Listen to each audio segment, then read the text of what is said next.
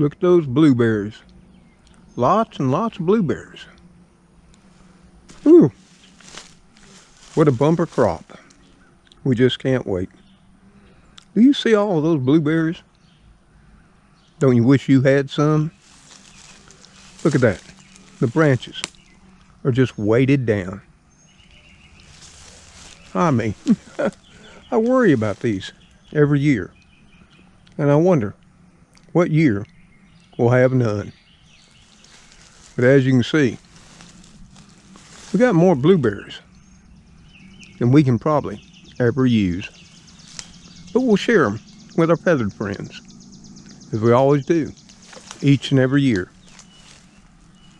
I'm just totally amazed at how many berries these old blueberry bushes have produced this year. And of course, all around the yard, in various places, we still have the dewberries right there. Don't we, Cleo? My queen of the yard, as always, standing on my feet. So hello there, friend and family. So good to see you again today. On Tuesday, April the 30th, 2024. And as you can see, it's a beautiful day in my neighborhood. And I hope wherever you are, it's a beautiful day in your neighborhood too. So yeah, many of y'all know I had to make a trip into Montgomery yesterday for my pre-op appointment.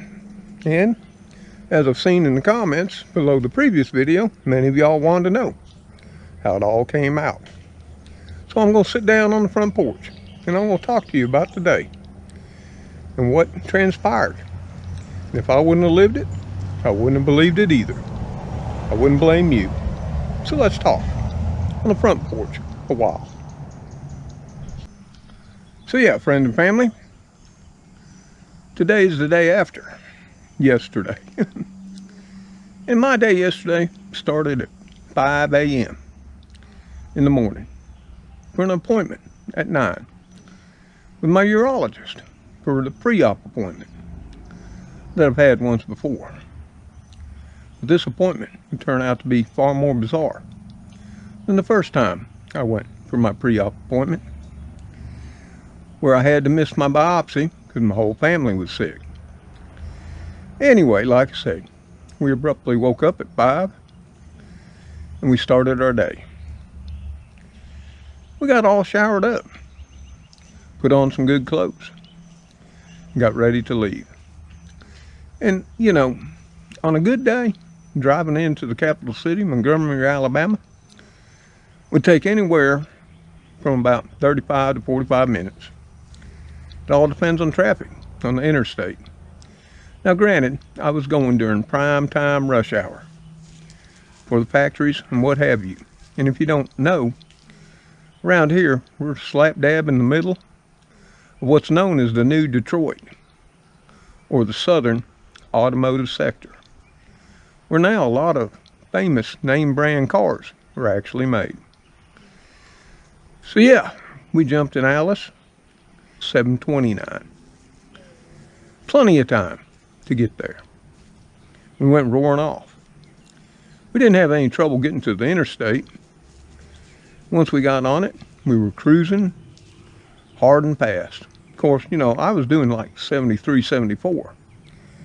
And I was being passed like I was standing still.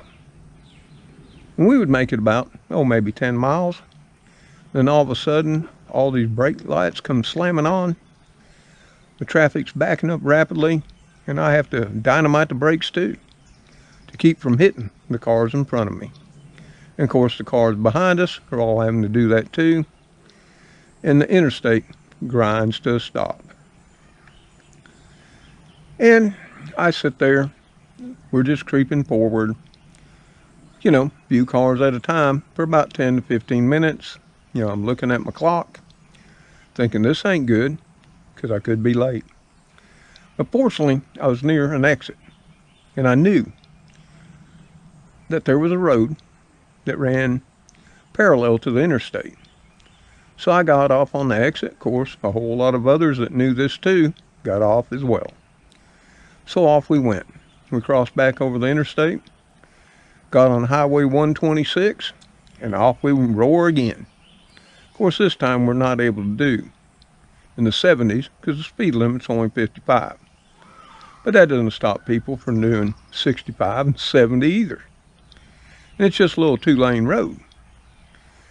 And as we went, I could look over to the right to the interstate, and I must have went for nearly 10 miles, and it was solid bumper to bumper traffic.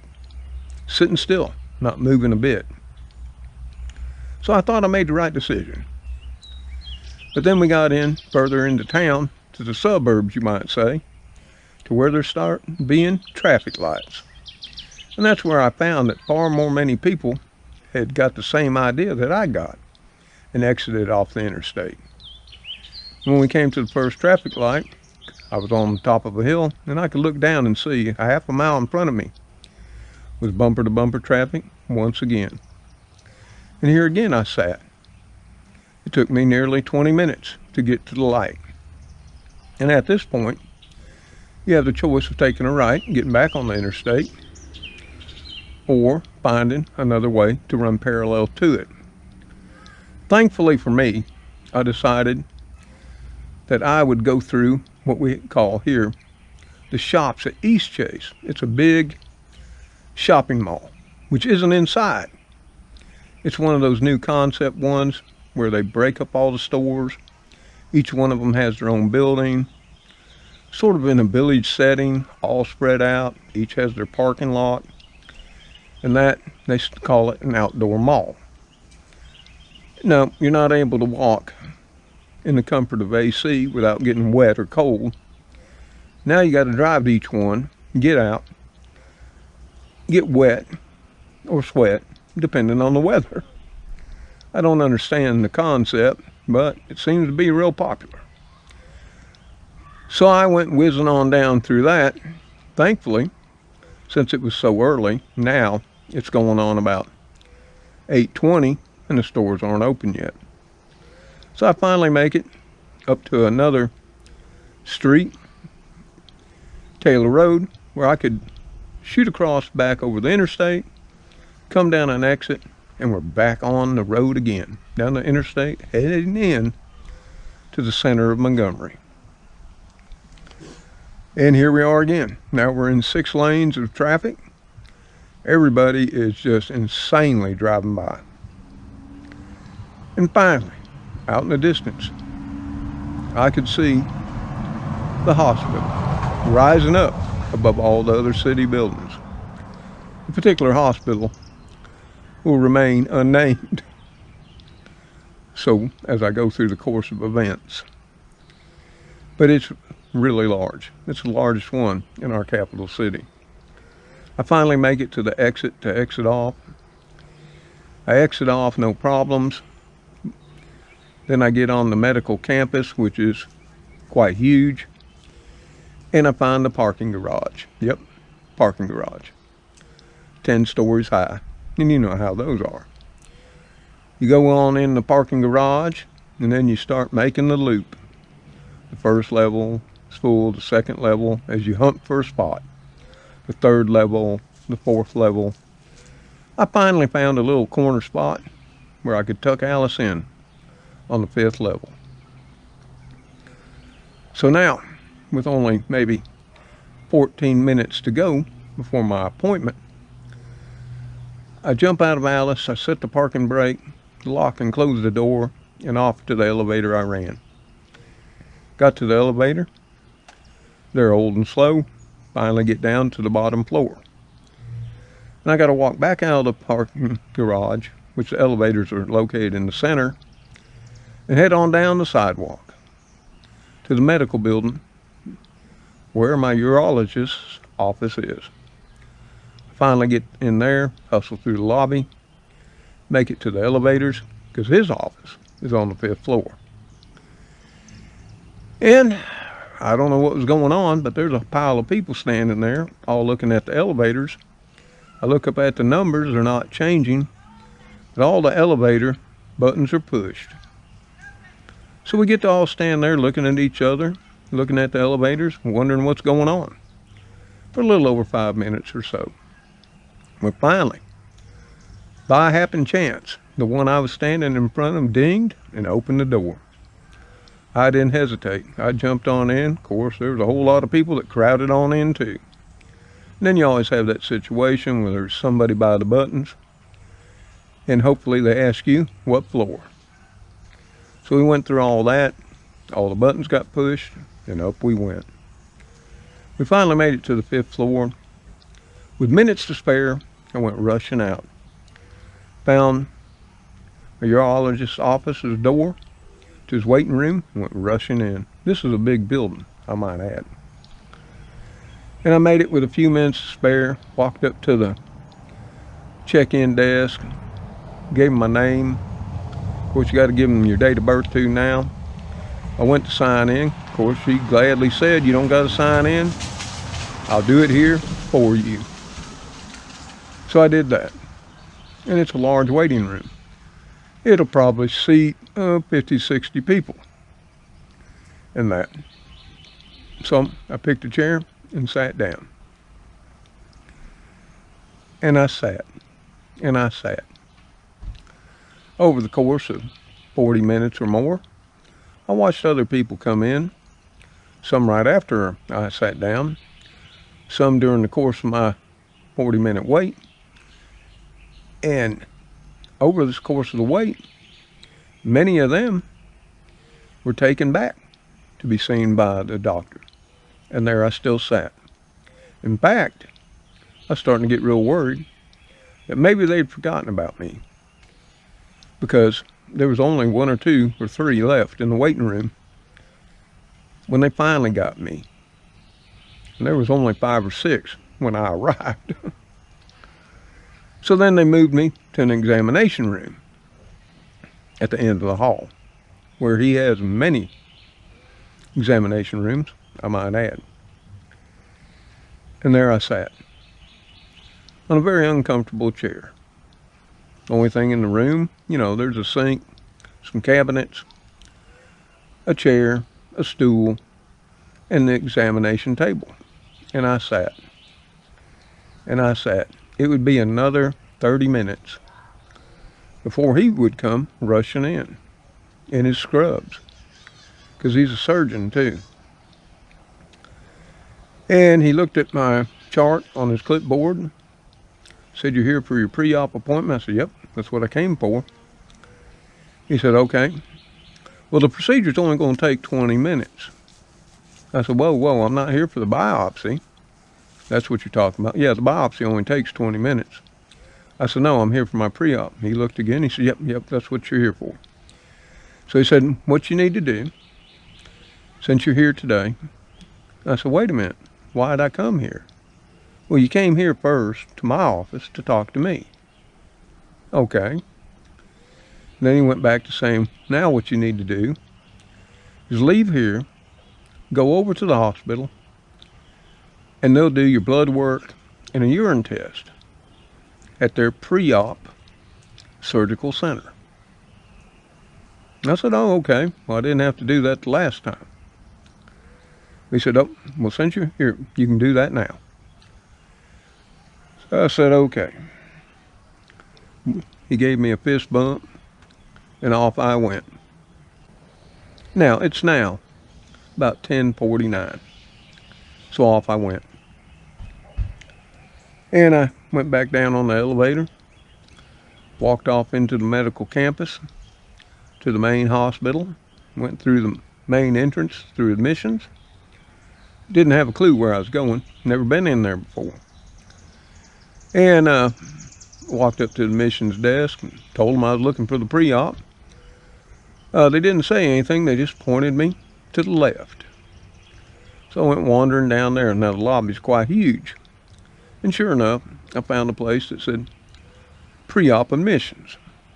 And there was somebody sitting down. They have 2 chairs and 2 people, I guess, checking people in. And I stood there, sort of looking bewildered and lost. And finally, one of the ladies asked me, "What are you here for?" And I said, "I'm here for my pre-op today. She said, well, you got to go over to the kiosk over there by the wall and sign in electronically. So I wandered over there, and on a thin metal stand with a little keypad, and all you do is it asks for your name, you type it in, and then you put in your date of birth, and it says okay. Sit back down. And they had a very large waiting room. So, sat back down there, which this is all in the front lobby. And I waited, and I waited, and I waited, and I waited some more. Now it's approaching lunchtime. So I get up from my chair, because I've seen people come and people go. You know, they come out and call your name and carry you back in. Now, I'm the only one there, sitting all by myself. So I walk back over to the admissions desk, which got nobody there. And I say, excuse me, I think I need some help. Because I've been sitting here some time and I haven't been called. So they asked me just what I was here for. And I said, well, I'm here for my pre-op. And they said, no. What surgery are you having? I said, well, I'm here for prostate biopsy. What's your name? Gave them my name. What's your date of birth? Yep, I did that too. And they looked me up in the computer. And they said, well, honey, we don't show you. You're not on our operation schedule. I said, what? Well, you see, the way it works is the operation or procedure has to be scheduled so the pre-op can be scheduled. And I wasn't even on their surgery schedule, as they proclaimed. I said, well, I was just at my urologist. They asked his name. I gave it. And they said, well, let's give him a call. So they got out the big medical directory, started thumbing through it, found his number, and gave him a call. Because they needed orders for the surgery, so the pre-op could be done, which they didn't have me scheduled, so that hadn't been done. Even though I'd been told weeks before it would be scheduled for May the 8th. So then they told me to sit back down. So I did. And I waited, and I waited, and I waited some more. Now about by this time, my butt's getting pretty sore. So I get up again and ask them, had the orders been called on in? They said, well, let us check. Let's check our email. Maybe they have. So they checked their email. I guess that's the way it's done. And they didn't still have the orders. But they told me, well, you know, they may come in a few minutes, 15, 20, or an hour or two. Well, I've been here now better than half a day. And we haven't actually got anything done except about a brief 5-minute talk with the doctor was all. So I asked him, once the orders do come from the doctor, what happens then? Well, once we have the orders from the doctor scheduling your surgery, then we'll be able to do your pre-op that goes along with it at any time. I said, what do you mean? They said, well,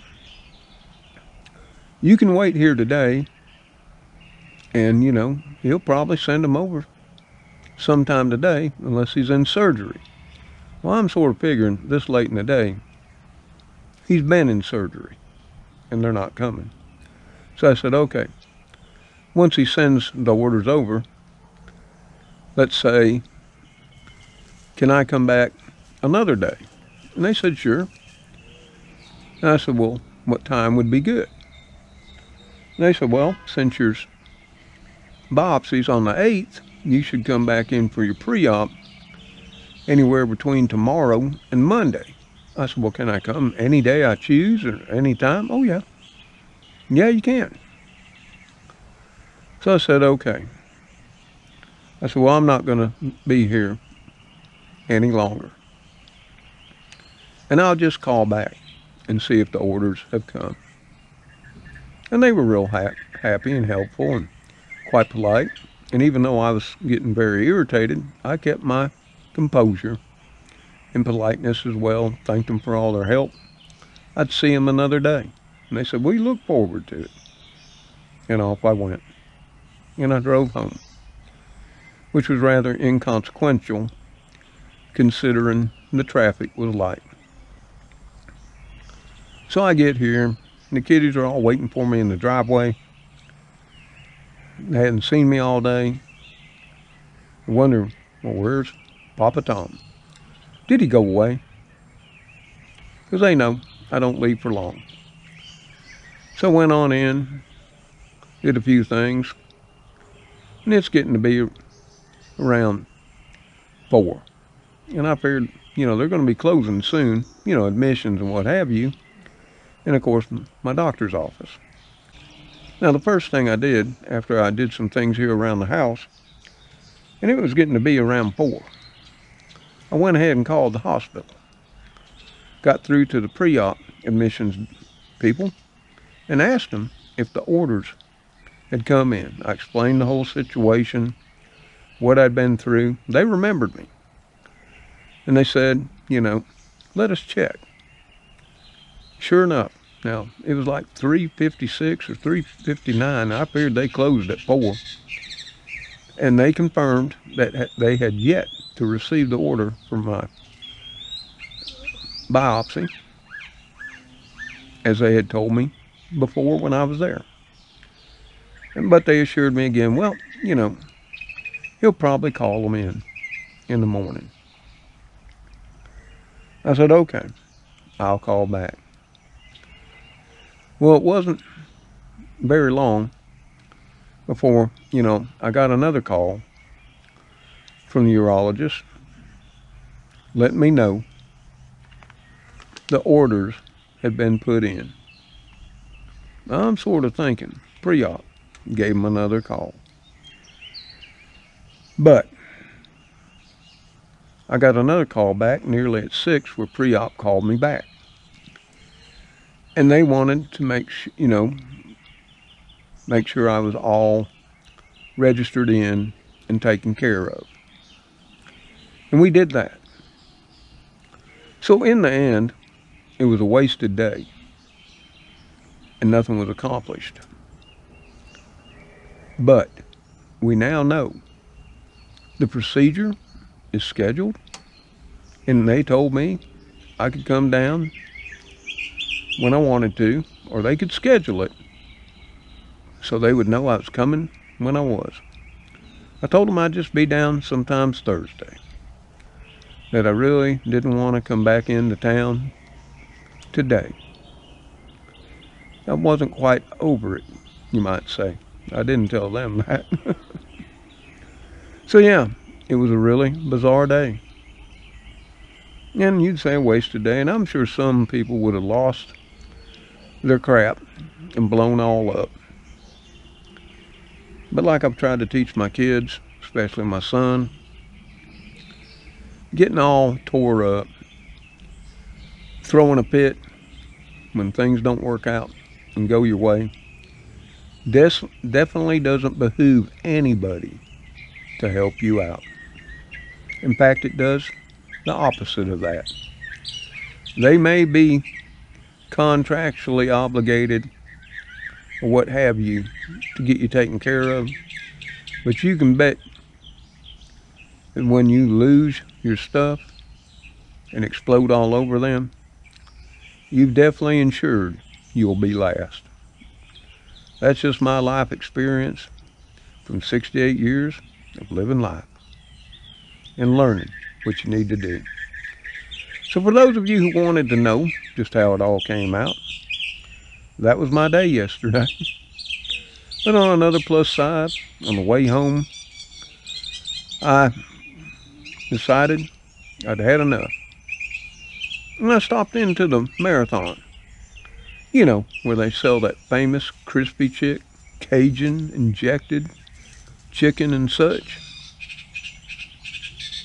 And I got me a small order of their famous fried chicken livers. Ooh, if you've never had them, you don't know what you're missing. They're so good. Ooh, sun's peeking out past the clouds. Cleo's asleep at my feet. Speedy's all coiled up under the oak. And it's getting late for that old sun to get under the old oak tree. So hey, I hope wherever you are, you're having a blessed day in your neighborhood.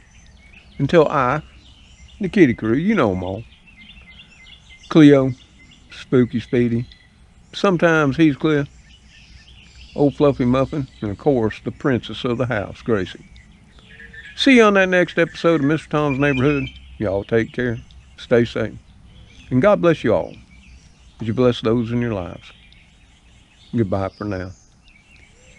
Well, it's about chow time, ain't it, Cleo? What are you looking for? Some super supper? Yeah, I think that'll be good. I think I'll have breakfast for dinner again tonight. It's cheap, it's fast, and it's so good. Hey, and I'm still working on those poached eggs experiments. Y'all want some eggs too? Yeah, I think not. Well, Cleo, you just relax right there. I'll get chow on. Speedy, you enjoying the shade? I think so.